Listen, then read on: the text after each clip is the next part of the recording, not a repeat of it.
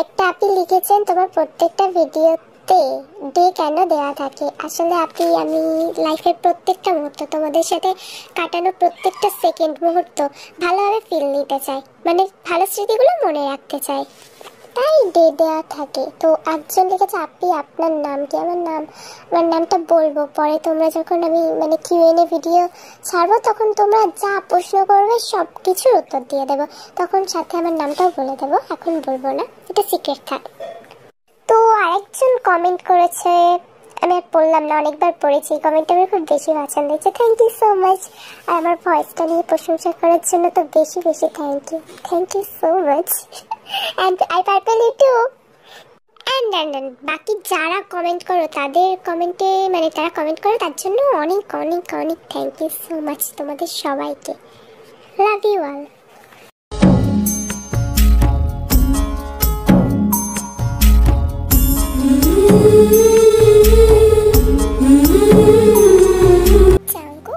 আমি কখন থেকে ওয়েট করছি, এত লেট হলো কেন? কি করব বলো, রাস্তায় অনেক ভিড় ছিল, তার মধ্যে আজ রিক্সাতে আসতে হয়েছে। এই গরমের মধ্যে আজ দেখা তো না করলেও পারতে, তাই না? তোমার হয়তো বাবার গাড়ি আছে, আমার তো বাবার নেই, তার জন্য আমি পারবো না প্রত্যেকদিন এইভাবে দেখা করতে। কি হয়েছে বলো তো বাবু, তুমি সেই সকাল থেকে এরকম রিঅ্যাক্ট করছো? আর তোমার বাবার গাড়ি নেই কে বলেছে? আরেম আঙ্কেলেরও তো গাড়ি আছে, তুমি চাইলেই নিয়ে আসতে পারো, তুমিই তো নিয়ে আসো না। এক্সকিউজ মি দে, আমি তোমার মতো না, আমি আমার বাবার আইডেন্টিটি নিয়ে চলাফেরা করতে পছন্দ করি না। আমি যদি লাইফে কিছু করতে চাই বা করতে পারি তো নিজের যোগ্যতায় করব, আমার বাবার কোনো ক্রেডিট থাকবে না সেখানে। হ্যাঁ, আমাকে পড়াশোনা শিখিয়েছে, বড় করেছে, সেটা আলাদা ব্যাপার। আমি বলতে চাইছি তার জিনিস মানে তার বানানো জিনিস দিয়ে আমি বিলাসিতা করতে পারবো না, বুঝতে পারলে তুমি? আচ্ছা ঠিক আছে, তুমি এত রেগে যাচ্ছ কেন? আসো বসো, এমনিতেও অনেক কষ্ট হচ্ছে বুঝতে পারছি, আমি তোমাকে ডেকেছি বলে সরি। থাক, আর ঢং করতে হবে না, আমার একদমই এগুলো পছন্দ না। বলো কেন ডেকেছো? আজ আমি নিজের হাতে তোমার জন্য রান্না করে এনেছি জাঙ্কু, তুমি খাবে না? আমি ভাবলাম তোমাকে, তুমি জানো তে? আরে সিরিয়াস, আমি কতটা রাস্তা এখানে আসছি, মানে 2 ঘন্টার রাস্তা প্রায়, তারপরে তুমি আমাকে এই কারণে ডেকেছো? সিরিয়াসলি আমার ভাবতে অবাক লাগছে, জাস্ট মানে আমার কিছু বলার নেই তোমাকে। আর জাঙ্কু কি হয়ে গিয়েছে আজ তোমার? তুমি তো এইভাবে কথা বলো না বাবু, তুমি আবার ন্যাকামো করছো। আমি বলি না আমার এইসব ন্যাকামো ভালো লাগে না। দাও, তুমি আমাকে খাইতে ডাকছো তো, দাও ওগুলো দাও, আমি নিয়ে চলে যাচ্ছি, আমি এখানে থাকতে পারছি না। জাঙ্কু বাড়িতে কি আবার ঝামেলা হয়েছে? হ্যাঁ, তা না তো কি, তুমি জেনে শুনে সবসময় এই ভুলগুলো কিভাবে করো? জানো এইগুলো নিয়ে আমার আর ভালো লাগে না, কেন বারবার একই জিনিসে পড়ে থাকো, অস্বস্তি হয় আমার। তুমি যদি আমার হতে চাও তো তোমাকে একটা ভিখারি ছেলের সাথে কাটাতে হবে, তুমি রাজি? আচ্ছা ঠিক আছে বাবা, ঠিক আছে, এত মাথা গরম কেন করছো তুমি? আমি তোমার সাথে আর এই নিয়ে কোনো কথা বলবো না। এখন আমি যা জানতে বলেছিলাম এনেছো? এরপরে তে যা যা চেয়েছিল জাঙ্কুক সবগুলো তার হাতে দিল আর বলল, এই বেলি ফুল, রোজ এগুলো তো মাত্র কয়েক টাকায় পাওয়া যায়, তুমি আমার কাছ থেকে দামি গিফট কেন চাও না বলো তো তে? জাঙ্কুক এইভাবে বলছো কেন? তুমি আমার কাছে অনেক দামি, আমার এর থেকে বেশি দামি আর কিচ্ছু চাই না, তুমি আমার কাছে দেখো এটাই হবে। থাক, তুমিও আমার বাবা আর মায়ের মতো, সাথে আমার আর কিছু বলার নেই তোমাকেও। তুমি চাও না এই কারণে, কারণ তুমি ভাবো আমি একটা বেকার ছেলে, তাই তো? এই কারণেই চাও না, কারণ আমি তোমাকে কিছু দিতে পারবো না। তো আমি বুঝতে পেরেছি, আমি তোমাকে দেখেই ভুল করেছি, আজ তোমার সাথে কথা বলাই আমার বেকার হয়েছে। আমি সেই থেকে ভাবছি আমাদের ঝগড়াটা মিটিয়ে নেব, তুমি ঝগড়া করেই যাচ্ছ সেই থেকে। কি করেছি আমি, তুমি এইভাবে কথা বলছো আমার সাথে? দোষ আমার, দোষ আর তোমার কি? তোমার মতো একটা মেয়ের সাথে রিলেশন আসছি। যাই হোক, আমি তোমাকে কিছু ইনফর্ম করতেছি, এই কারণে এখানে আসলাম আজ, নাহলে আমার কোনো শখ ছিল না তোমার সাথে এত দূরে দেখা করতে আসা। নাও। তে লেটারটা হাতে নিয়ে রীতিমতো অনেক শখ হয়ে গেল, কারণ লেটারটিতে লেখা ছিল জাঙ্কুক মিলিটারিতে যাবে। আর এটা একটা গুড নিউজ, তাহলে জাঙ্কুক এত রিঅ্যাক্ট করছে কেন? এরপরে জাঙ্কুক বলল, দেখো তে, এই জবটা আমি পেয়েছি নিজের যোগ্যতায়, আর আমি আমার বাবা মার কথা শুনিনি, ওরা আমাকে বারণ করেছে, বাট আমি আমার দেশকে অনেক ভালোবাসি। সো এখানে আমাকে তোমাকেও ছাড়তে হবে আর ওদেরকেও, তাই তোমাকে আমি এটা বলতে আসছি।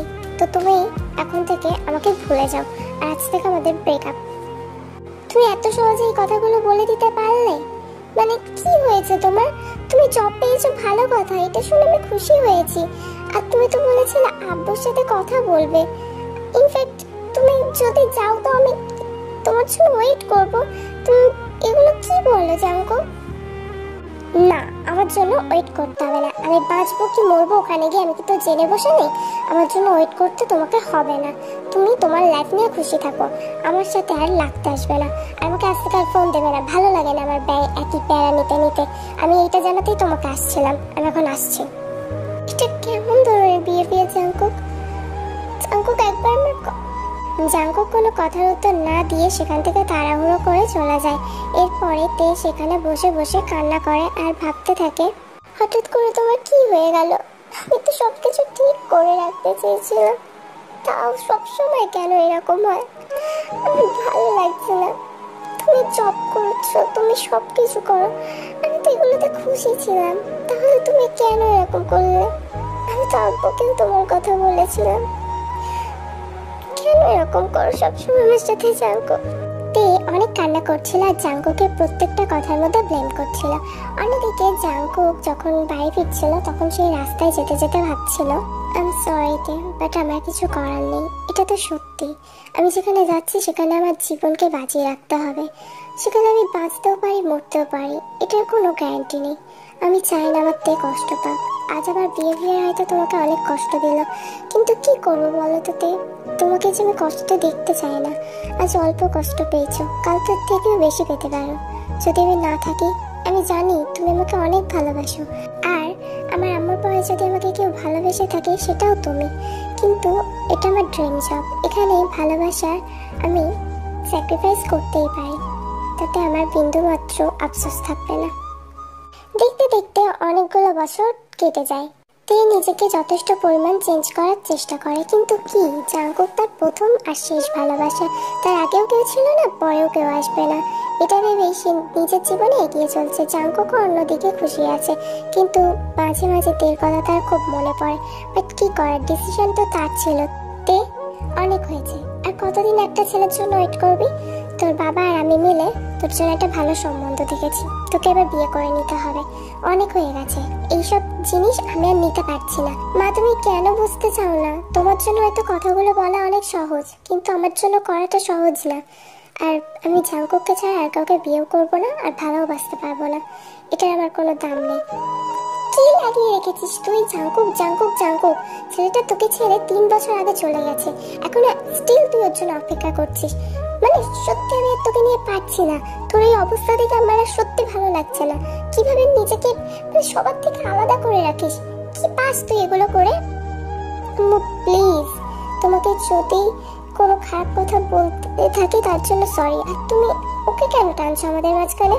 আমার জাঙ্কুককে নিয়ে কোনো খারাপ কথা বলবে না, আমি শুনতে চাই না। আমি বুঝতেছি না তুই এগুলো কেন বলছিস। ছেলেটা তোকে ভালোবাসে না, ভালোবাসলেও তোকে ছেড়ে চলে যেতে পারতো। আম্মু প্লিজ, ও আমাকে ভালোবাসে কি বাসে না সেটা আমার জানার দরকার নেই। আমি বাসি, এটাই অনেক, আর ওকে বাসতে হবে না। তে মামনি, তোমার আম্মু কথাটা একবার একটু ভেবে দেখো, উনি তো ঠিকই বলছে, তাই না? এইভাবে কতদিন চলবে? সারা জীবন তো জীবনটাকে তো তুমি থামিয়ে রাখতে পারবে না। যেটা হওয়ার হয়ে গেছে, বাস্তবকে মেনে নিতে শেখো, আর মেনে নিয়ে এগিয়ে যেতে শেখো। আমার মতে তোমার তোমার আম্মুর ডিসিশনের সাথে মত মেলানো উচিত, এটা আমারও মনে হয়।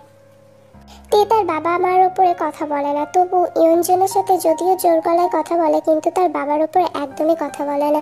সে মাথা নাড়িয়ে সম্মতি জানায়, কিন্তু তার খুব কষ্ট হচ্ছে।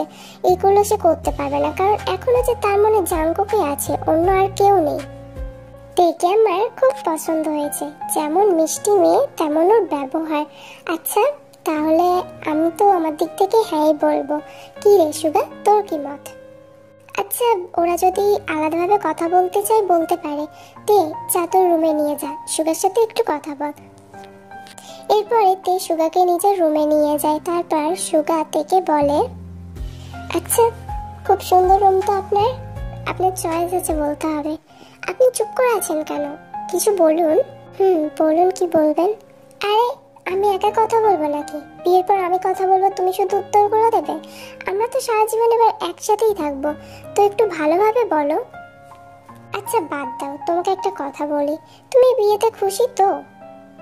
তাতে কি এসে যায়, আমার বাবা মা রাজি, আর আমার বাবা মার খুশিতেই আমি খুশি। উত্তরটা শুনে স্যাটিসফাই হতে পারলাম না। মনে হয় আপনার মনে কেউ আছে। বাই দ্য ওয়ে, থাকলেও কি, আপনি যখন বিয়েতে রাজি হয়েছেন আর আমারও আপনাকে পছন্দ হয়েছে, তো আমি বিয়েটা ভাবছি আপনাকেই করব। তে সুগার কোনো কথা কোনো রকম ভাবে রিয়াক্ট করে না। এরপরে রাত্রে থেকে যখন ক্যাম্পে বসেছিল তখন তার ফোনে একটা কল আসে। সে কলটা রিসিভ করে বলে, কংগ্রাচুলেশন ভাইয়া, আম্মা আমাকে সব বলেছে, আমি খুব খুশি হয়েছি জানো। তোমার বিয়েটা হয়ে গেলে এরপরে আমার টার্ন, তাই না? থাক, তোকে আর মজা করতে হবে না। সেই যে 3 বছর আগে কষ্ট দিয়ে চলে গেলে এখনো ফেরার নাম নেই তোর। আমার বিয়েতে আসবি তো? কি বলো ভাইয়া, তুমি আমার একমাত্র বড় ভাই, তোমার বিয়েতে যাব না তা কখনো হয়েছে? এমনিতেও আমার ভাবিকেও দেখতে হবে। ভাই একটা পিক পাঠাও না ভাবি, একটু ভাবিকে দেখি। না না, তুই আসলে সামনাসামনি মিট করাবো, তুই আগে আয় তো, তারপর সবকিছু হবে।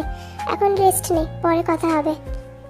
জানিস ভাইয়া এখনো আমাকে মিস করছে। আমি জানি আরো একজন আমাকে খুব মিস করছে। কাল বাড়ি যাব, তাই ভাবলাম তার জন্য কিছু কিনি, সো রিংটা কিনেছি। কেমন লাগছে? সবই তো বুঝলাম, বাট আমাকে একটা কথা বলতে জানকো, তোর কি মনে হয় তুই এখনো তোর জন্য ওয়েট করবে? আমার মনে হয় এখনো করবে। আর মনে হয় কি, আমি জানি ও এখনো স্টিল আমার জন্য অপেক্ষা করছে, কারণ আমাদের ভালোবাসা তো ঠুনকো ছিল না যে কোনো মুহূর্তে ভেঙে যাবে। হ্যাঁ, আমি ওকে কষ্ট দিই, ও আমাকে দেয়, তাই বলে আমরা দুজনকে ছেড়ে থাকতে পারি না। ও স্টিল আমার জন্য অপেক্ষা করছে, এটা আমার মন বলছে। আর কালকে গিয়ে ওর থেকে ক্ষমা চাইবো সেদিনকার বিহেভিয়ারের জন্য। সেদিন মাথা ঠিক ছিল না রে, তাই অনেক খারাপ ব্যবহার করেছে ওর সাথে। আর এই রিংটা কেন কিনেছি জানিস? ওকে কাল প্রপোজ করবো। সো জেকে আজকে চলে আসছে, এদিকে সুগা তেকে অনেক রিকোয়েস্ট করছে, আর জন্য তেকে অনেক জোর করার কারণে সুগার সাথে তেও জেকে আনতে গেল। তারপর, ভাইয়া তুমি আসছো, আমি অনেক খুশি হয়েছি। জানো একটা কথা বলার ছিল তোমাকে। আরে সব কথা পরে হবে, আগে কারে তো চল, দেখ কে আসছে। তোর ভাবিকে নিয়ে আসছি। সত্যি? ভাবিও আসছে আমাকে নিতে? চলো।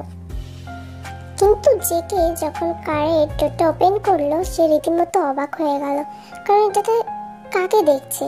তে তে তার ভাবে মানে? সে সুগাকে জিজ্ঞাসা সুরে বলল, তো ভাইয়া উনি? আরে তুই তখন তো ওর সাথেই মিট করতে চাইছিলিস, কাল যার ফটো চাইছিলিস, আমার উঠবি তে। আর তে এটা আমার ভাই জাঙ্কুক। তে জাঙ্কুককে দেখে প্রায় অবাক হয়ে যায়, কিন্তু কোনো কথা বলে না। সে জানালার অন্য পাশে তাকিয়েছিল। জাঙ্কুক তার দিকে তাকায়, তারপরে ফ্রন্ট সিটে গিয়ে বসে।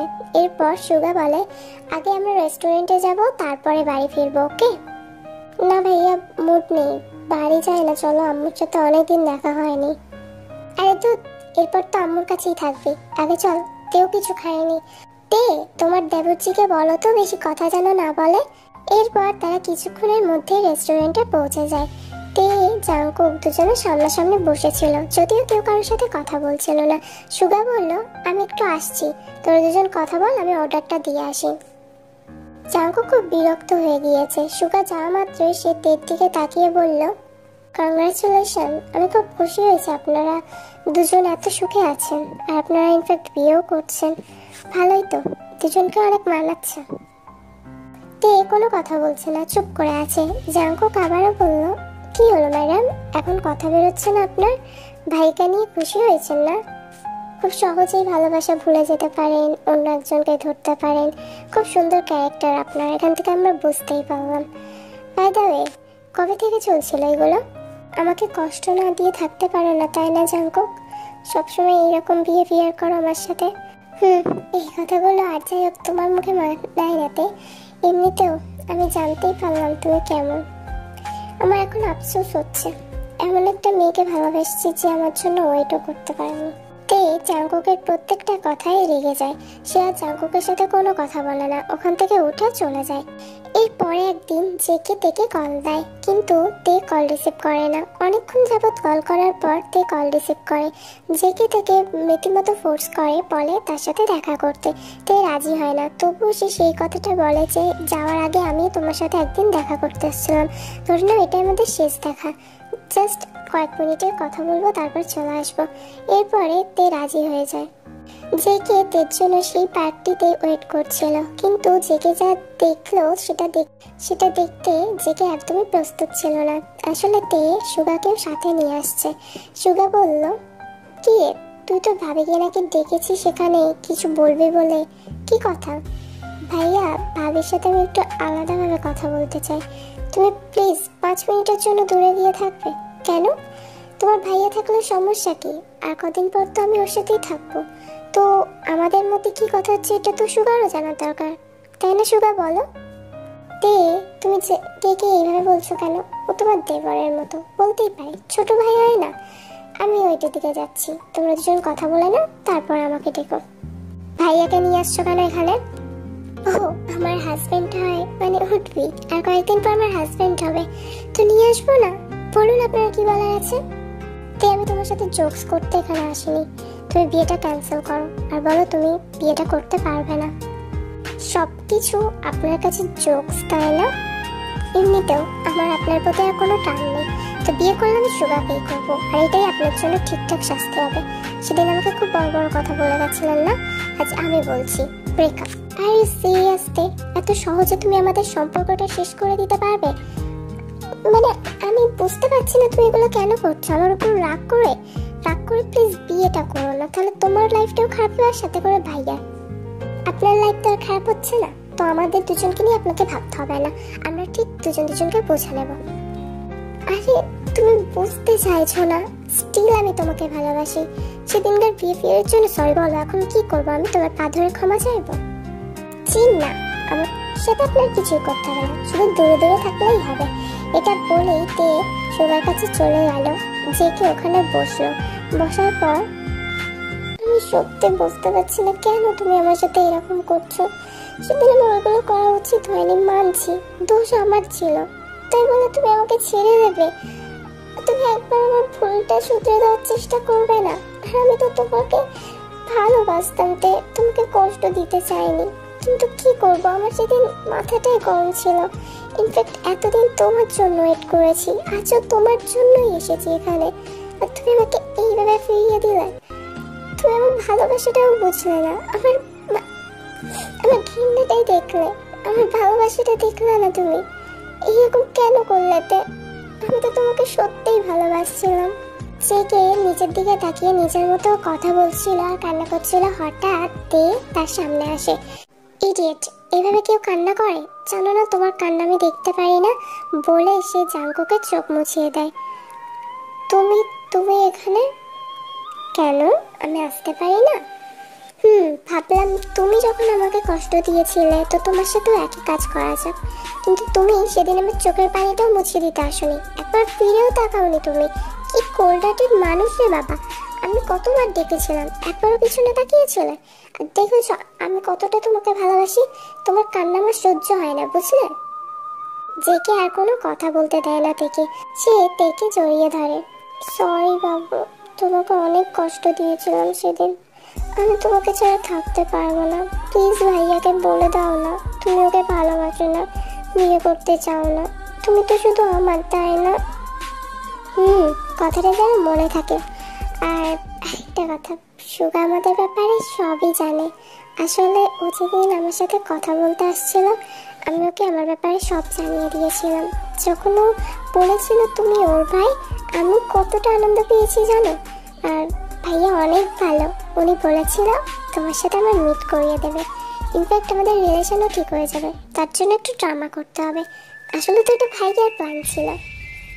ও আই সি, তোমরা দুজন মিলে আমাকে এত কষ্ট দিয়েছো। আর বাই দ্য ওয়ে, তুমি ওকে অত ভালো বলবে না, আমি জেলাস ফিল করছি। করো, তাতে আমার কি? দেখবে তোমার তাতে কি। এরপর আর কি তারা দুজনের হিস্ট্রি তৈরি করুক, তোমরা আর দেখো না, বাচ্চা আছো এখনো, আমিও আছি, সেটা বড় কথা না। যাই হোক, তোমাদের আশা করছি ভিডিওটা এবার পছন্দ হবে।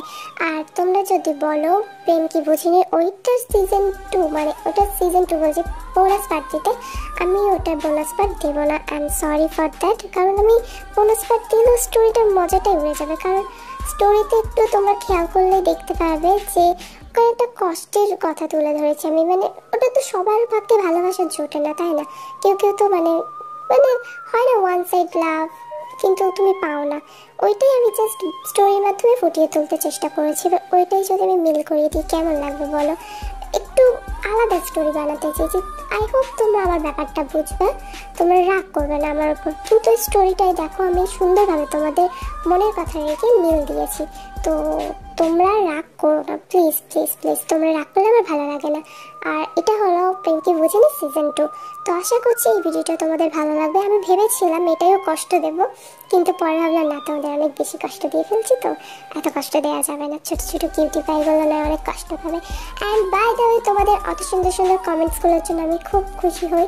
তোমরা এইভাবে কমেন্টস করো, তাহলে আমি এনার্জেটিক থাকবো, ভিডিও বানাতে আরও ইচ্ছা হবে, আরও উৎসাহ হবে। তো যাই হোক, থ্যাংক ইউ সো মাচ এত কমেন্ট করার জন্য, এত ভালোবাসা দেওয়ার জন্য, এত সাবস্ক্রাইবার দেওয়ার জন্য। Thank you so much.